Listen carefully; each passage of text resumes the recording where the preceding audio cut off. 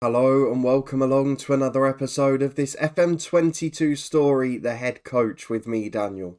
We're back today for part 44 and we are flying with our new club, Bristol City. I don't think we've ever had such an instant, massive impact at a football club. We're up to 10th place, we're safe virtually already, and we have got a big chance at the playoffs. 3rd place Sheffield United just 7 points above us, and today, not only have we got transfer deadline day with our new director of football, we have got an FA Cup tie against Arsenal. A brilliant draw for the 4th round, which should bring in a bit of money. Mikel Arteta still in charge of the Gooners. And despite going into deadline day now, we already have a signing, and it's a former Champions League winner. So if you're looking forward to all of that and you are coping with a croaky voice, please do put a thumbs up on the video. Subscribe down below for daily FM22 content from 2 long-term stories. We're back with Hemel Hempstead tomorrow. We had Cricket 22 action earlier today. That one's really hotting up now. And the Twitch channel and the football podcast are up in the eye above if you want to find those. But a massive thank you for watching as always as we reflect on just brilliance with Bristol City. We were really optimistic when we came in and saw the side. And there's nothing changing that for me. I believe we can get this side into the playoffs if we don't lose anyone on deadline day, because we've already had a little bit of work in terms of additions. So let's go and meet them. If we look at the transfers for the month so far, there's potentially a youngster and another staff member coming in. There's been offers rejected for Lys Mousset. But let's have a look at the transfer history, because we have been joined, you can see a bit of the name behind my head, by Sergi Roberto. 350,000 from Cadiz, not the best physically, not the type of player we'd sign at 34 years of age, and that's what I quite like about the head coach. I would never ordinarily look at a player like this, because why would I? I focus on younger players, making profit. But we've got a Spanish international, a former Champions League winner with Barcelona in 2015, we've got a player who's won multiple La Liga titles, who's won multiple Spanish Cup titles, and who has been a regular at Barca for a number of years, over a decade in fact. And he's come in just to play a part in the squad as a professional personality and experienced elder statesman. And he's done a good job in the 2 games he's come on so far, as you can see from the average rating near the bottom. We've brought in a couple of youngsters as well, one from Barrytown United, linking back to our Bangor City save last year. That's Darren Rush, brought in by the head of youth development. And the other one is Owen Gregg, who's come from Boston United. Not setting the world alight, not going to make it, but who am I to argue with those moves? Something we also saw in progress in the last episode was the move for Ismael Gutierrez. He did eventually leave the club for 950 grand, so essentially a like-for-like replacement with Sergi Roberto. And for me, having that experienced in the squad as we push for the playoffs now, certainly not going to be a disappointment at all. So really good work done on that front, and it's been reflected with our form on the pitch. If we have a look at it, we have been scintillating. You're with me as we got back to winning ways against Leeds on Boxing Day after that narrow West Brom defeat. And we've only dropped 2 points since, albeit we've had a largely positive home run of fixtures, friendly games on paper. The only one that was really tough was 5th place Reading, and that's the game in which we were held. We beat Barnsley 3-1 with a Kalantari hat-trick. Just lost his form a little this month, but he was still flying over the winter break. Against MK Dons, he got 2 more. Luke Amos scored the other as we came back from 2-0 down after half an hour. A 4-0 win at Sutton for our reserve side. Illich, Salvador, and then Lestrange and Mousset late on. Mousset had come off the bench there. A 1-0 win at home to Preston. Lys Mousset, the revitalised man with the goal again. I will never ever know or be able to explain why he was on the transfer list when we got it and not playing. Probably explains why they were struggling a bit as well. A 2-2 draw against Reading, Shalabar and Mousset with the goals there. A 2-1 win against Nottingham Forest, Lestrange and Max Thompson as we started to rotate. And in Ipswich at home, relegation favourites and a 2-0 victory. Joe Williams back in the side from the start, back amongst the goals as well. And then Lys Mousset in a purple patch at the minute. And we just look fantastic. There's so many good players in this side. Going forward, we've got a massive goal threat like I've never had at a side in this year's head coach. And I was going to say I feel confident we'll score every game, but if we go back and have a look, we joined the club in mid-November and we have scored in every game, so my confidence is well in place. Let's have a look though at what we've got to take on transfer deadline day, because if we have a look at the inbox, we've been offered to take part, which we're going to. We're going to watch our director of football at work. The bits I'm worried about though are the links with Lys Mousset leaving, which would be catastrophic. Josh Williams, who we can't afford to lose because we've got no other keeper. And then more importantly, John Lestrange, Youth Academy product, star of the future. West Ham are sniffing around, and they're sniffing around for very big money. There are other Premier League clubs, there are Bundesliga clubs. I really don't want him to go. If he does, yes, it's going to be big money, but it's going to be very hard to replace him. So let's go and take part. 15 hours to go. Director of Football, do your worst. In the meantime, let me introduce a couple of new staff members, because Jez George and Danny Cox have been very busy. So we mentioned Daryl Flahaven came in last episode.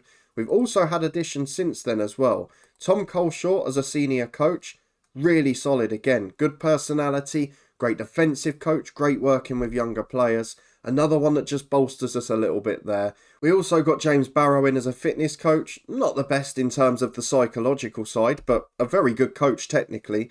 And we continue to bolster in terms of performance analysts, in terms of recruitment side of things. There are constant improvements at this club, and the Director of Football and Technical Director are doing a wonderful job. 15 hours to go today though, and they've still got to deliver. No big sales, and I don't care what comes in. If we can get an addition, that'd be great. Let's see what happens. Well, 14 hours to go. There's loads of messages because it's also the first of the month. Now, I think there's two bits of good news here. One is that Jez George has made an offer for Rothwell, and it's Joe Rothwell, who we know very well, Blackburn player recently in real life.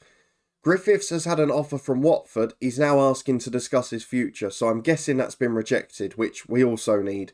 Let's see what Joe Rothwell's like, because this could be a big addition. He is 300,000, 32 years of age, again going for experience, something that we haven't really looked at ourselves before.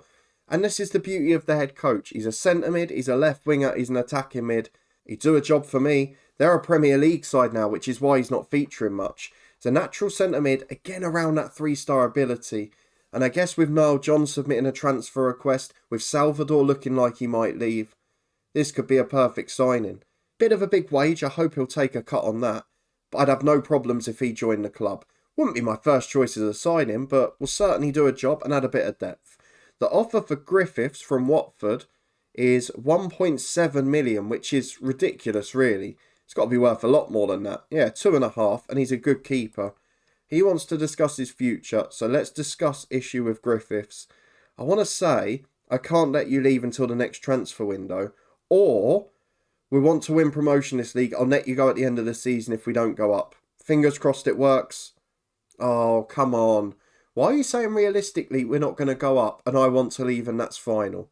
Hang on a minute. No, you're going to have to wait. I'm telling you that we've got great young players coming through. He's giving me the with all due respect. He's not going. It's a shame we've reached this stage. I'll let you go, but it will have to be in the next transfer window. Well, that's tough. You're just going to have to wait.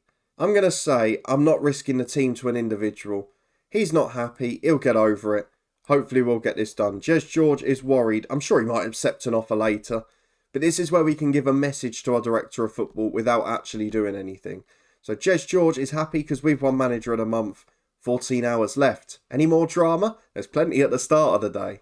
Well, Blackburn have counter-offered for Joe Rothwell. Looks like we've got to pay an after 50 league appearances clause, which he ain't going to make 50 league appearances for us. So excellent work from Jez George. He knows what he's doing.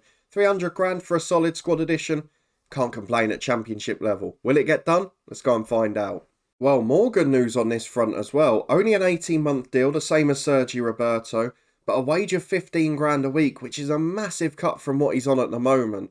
11 hours to go. We have forgotten what it's like to have a good Director of Football. The youngster that was going to come in for $500,000 has rejected us for Luton, but Jez George has wrapped up a deal for Joe Rothwell. 300 grand, 15k a week, and a very solid squad addition. I am particularly pleased with that. Again, it's not the type of signing I'd ever look for, but he's certainly going to benefit us. And after seeing nothing happen at Sheffield Wednesday in the summer, it's just further reinforcing that we've made the right move. Well, hang on a minute. Jez George is a very busy man. Yes, this offer's been rejected, but he's still showing some movement. We're chasing a young winger from Spurs worth between 15 and 23 million. It's only 2.5-star ability. He probably wouldn't have been a starter for us, but a solid enough player.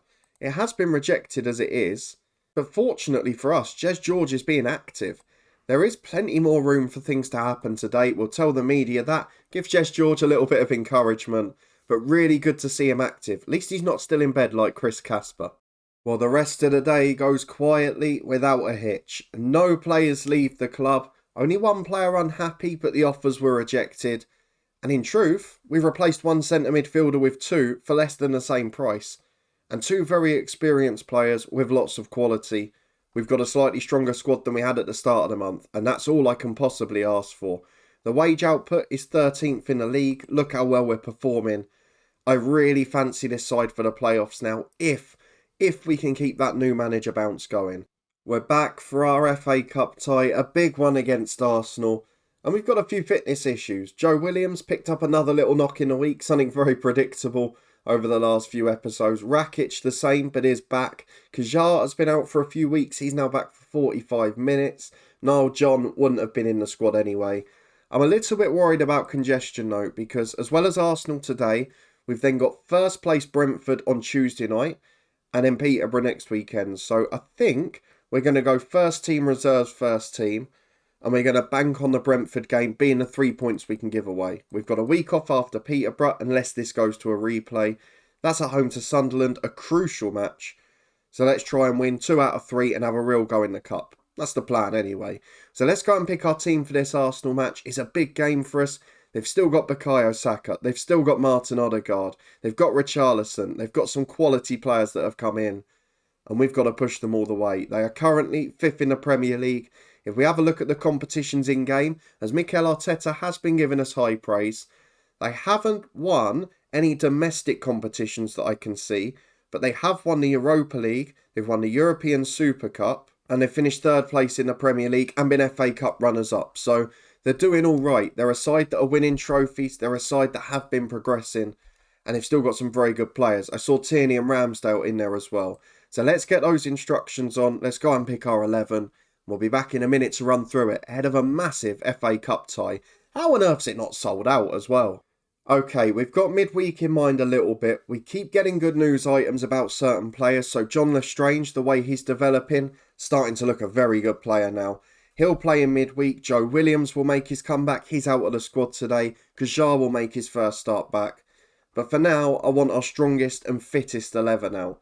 And for me, that's the one that I've named here. We've got Griffiths between the sticks, still unhappy about deadline day. He'll end that soon enough. Watford don't even want him now.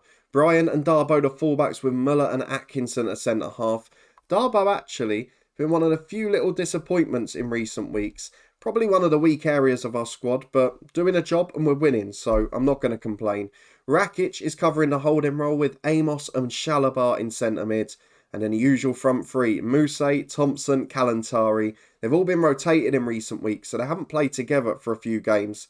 But they're going to today. They're going to be top class. Kalantari needs one more for 20 this season. If he can get it against Arsenal, there'll be a few people that look up and pay attention. Isn't he on loan from Spurs as well? He is. So what better team to do it against? Big FA Cup tie to come. We're on TV, and we've got a chance to show the world how good we are. Can we continue our early form with me at the helm? Let's go and find out. It's 3 changes from the last game as Darboe, Amos and Thompson come back in. I didn't mention that Rothwell's on the bench and could make his debut in this one.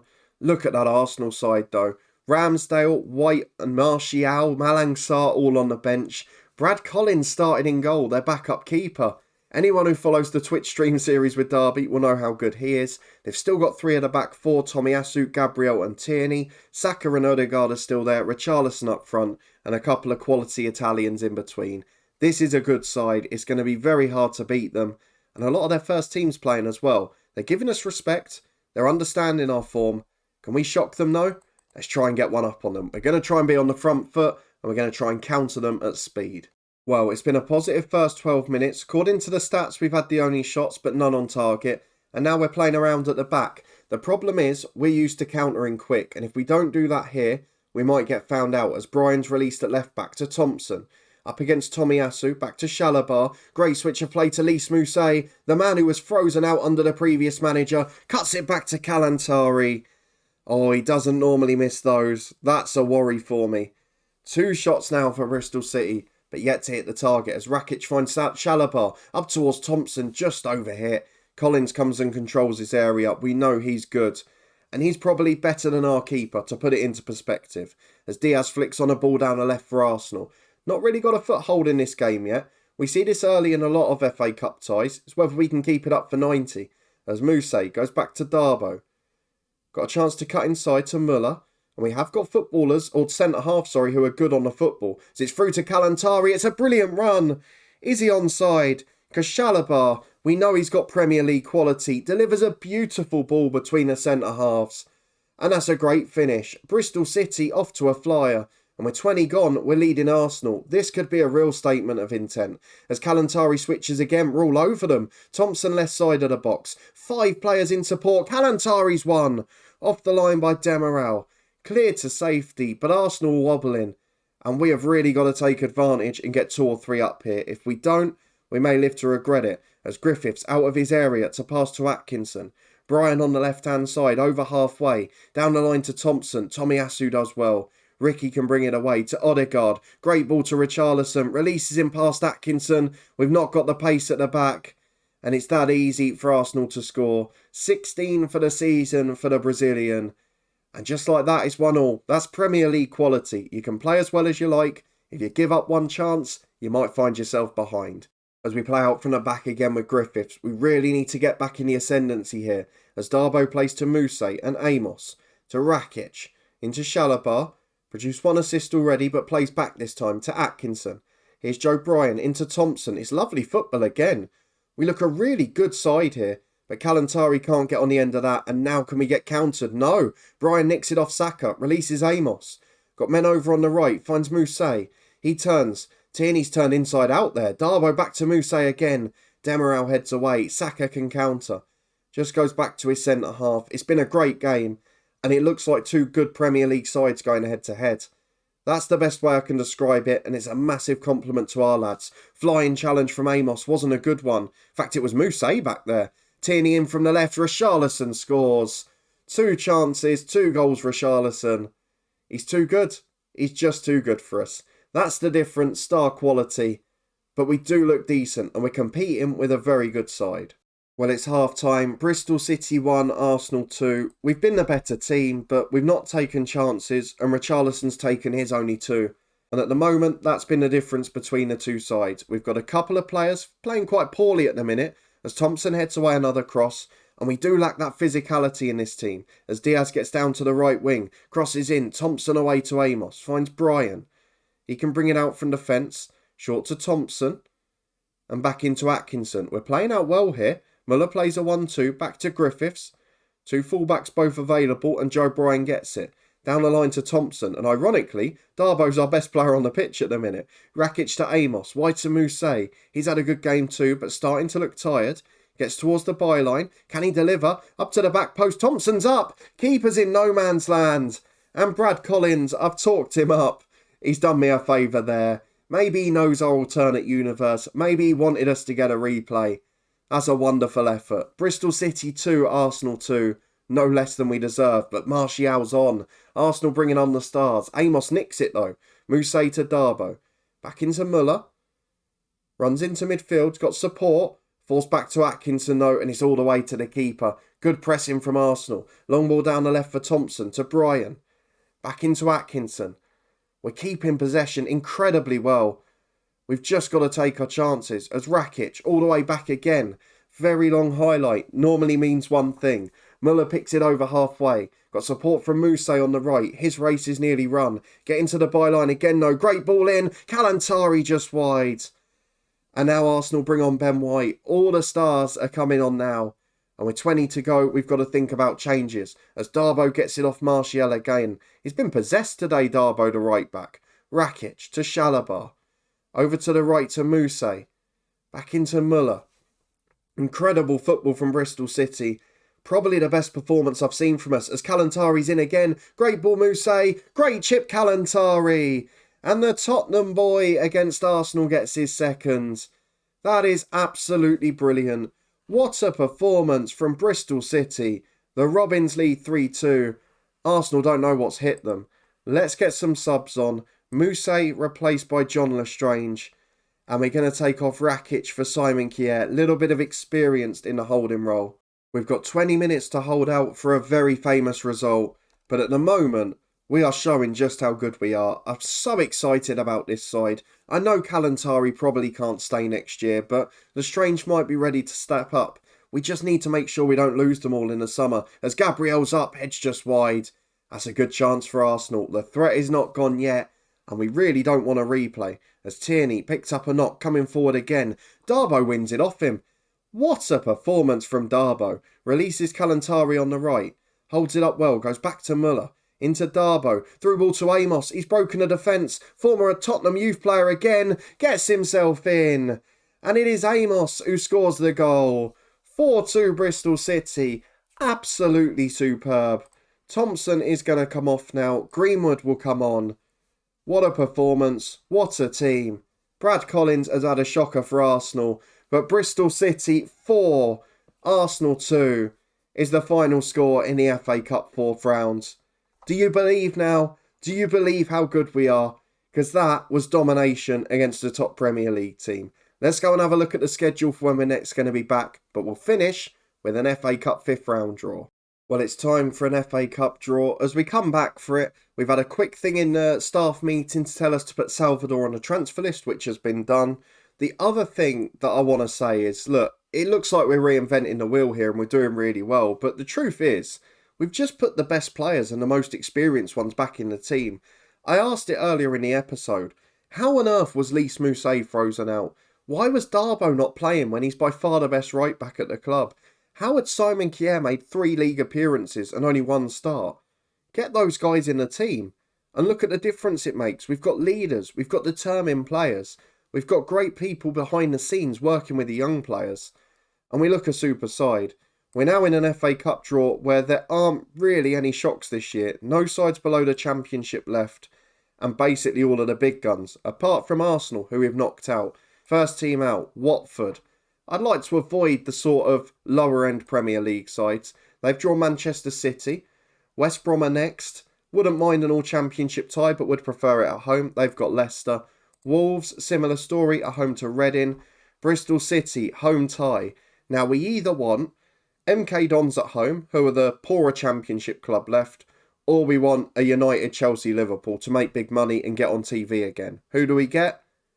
MK Dons at home. FA Cup quarter-final is a real possibility. And if you look at the other ties, Chelsea face United, Liverpool face Newcastle, we could have a chance, certainly, of reaching Wembley in the semi-finals. So MK Dons is the next FA Cup tie. That's in about a month's time. We might come back for that. We'll see where we are. The truth is, the Championship playoff push could be on. I'm looking at Derby, Sheffield United, Stoke there. Derby are 7th, Sheffield United 3rd. I think realistically that has to be the episode. About halfway between now and the end of the season. We'll follow up the FA Cup if we do reach the quarter-final. But what a team. What a team on the pitch. What a team off the pitch. And what a squad we've got now. Director of football's great. Technical director's great. And more importantly, the players are great. I'm really looking forward to the rest of the season. I hope we don't have the dreaded drop-off in momentum. But if you did enjoy the episode, a great transfer deadline day, a super performance against Arsenal, then please do put a thumbs up on the video. We might have half lost our voice, we might have picked up a couple of knocks, but it's all worth it in the end. If you want to stay up to date and see how the season finishes, subscribe down below and turn that notification bell on. We've got daily FM22 videos from 2 long-term stories. Hemel Hempstead will be back tomorrow. Squeaky bum time at the other end of the table there. And then we'll be back in 2 days with Bristol City, hopefully celebrating an FA Cup quarter-final place. If you want to check any of the other stuff out, it is up in the eye above. We've got the playlist for the Hemel Save, the Twitch channel, the Cricket 22 series and the football podcast. There's more on the homepage if you want to see it. But a massive thank you for watching, your continued support as always, and for putting up with the croaky voice. And I'll see you next time for big games in the Championship, as we remarkably end up chasing the playoffs. I'll see you there to find out if we can edge closer.